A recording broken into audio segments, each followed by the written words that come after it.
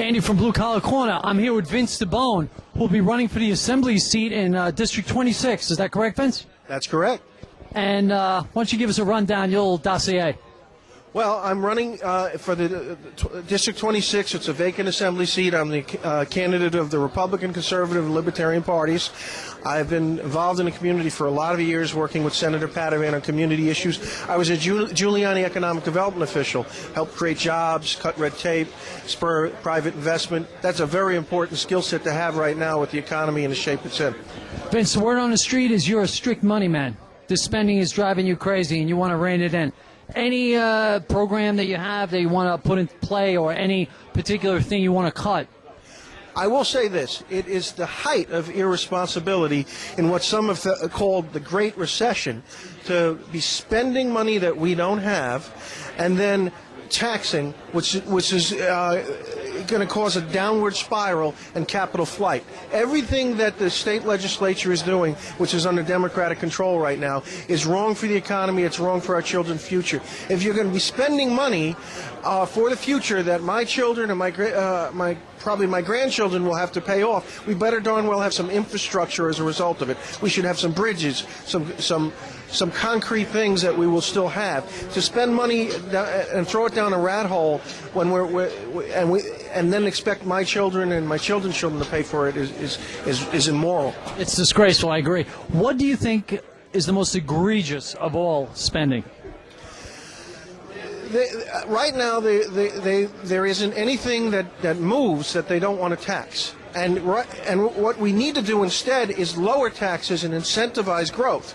Everything they're doing, whether it's even the sin taxes, everything they're doing is That would be the cigarettes, the sugary drinks, the liquor. There are taxes they're putting on restaurants. There are taxes they're putting on every species of human activity, and all it does is stifle or curb the activity that we really need in order to climb out of this recession. And how about the tax now that we're going to get by the medical benefits that are provided, if you're lucky to be employed, by our employer?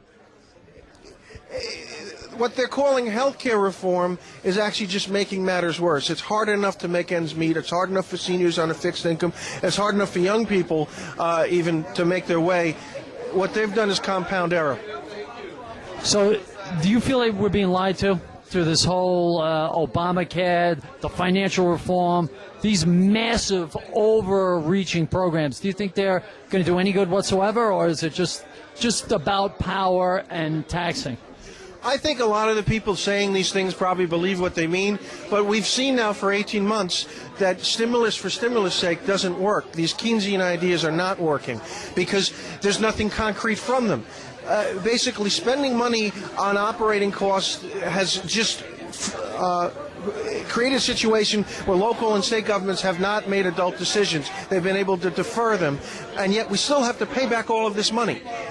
Could you just very quickly break down the Keynesian model as opposed to demand supply? A Keynesian model, they believe that if the government spends money, it somehow engineers growth. We've seen time and time again that doesn't work. It didn't work in the East with the command economies. It doesn't work here. Capitalism works. The greatest wealth generator in the world is American ingenuity, New York ingenuity. If you unleash that, if you unburden it, we get more jobs, more construction, more opportunity for everyone. And that's what we need to do. Okay, Vince, good luck with your race. God bless. Thanks, Dave. All right.